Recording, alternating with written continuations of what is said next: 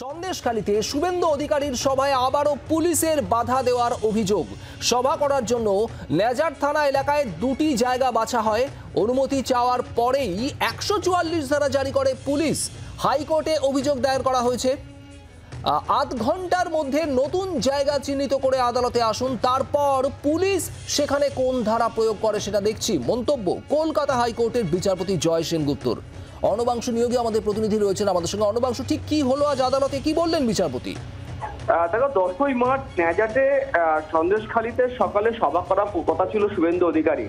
যে দুটি জায়গা বেছে নেওয়া হয় সেখানেই 144 জারি করা রয়েছে। এই মর্মে তিনি আশঙ্কা প্রকাশ করছেন তিনি আদৌ সভা করতে পারবেন কিনা। সেই কারণে তিনি হাইকোর্টে মামলা করেন। সেই মামলার পরিপ্রেক্ষিতে বিচারপতি বলেন, আজকে আপনারা সময় দিচ্ছে ঘন্টাখানেক, আধা ঘন্টা, নতুন জায়গা বেছে আনুন, তারপর দেখছি পুলিশ কোন ধারা প্রয়োগ করে। এমনটাই কিন্তু হুঁশিয়ারি দেওয়া হয়েছে। অর্থাৎ আধ ঘন্টার মধ্যে শুভেন্দু অধিকারী বা বিজেপি তারা একটি নতুন সভাস্থল খুঁজে বার করবে। সেই সভাস্থলে জানানোর পর আদালত সিদ্ধান্ত নেবে বা নির্দেশ দেবে যে সেখানে সভা করতে হবে।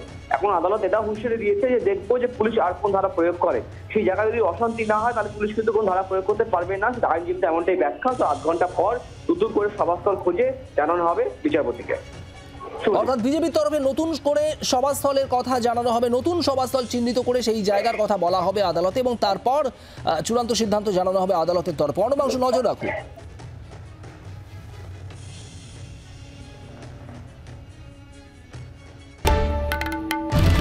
বাংলার আওয়াজ, বাঙালির আবেগ, জি 24 ঘন্টা।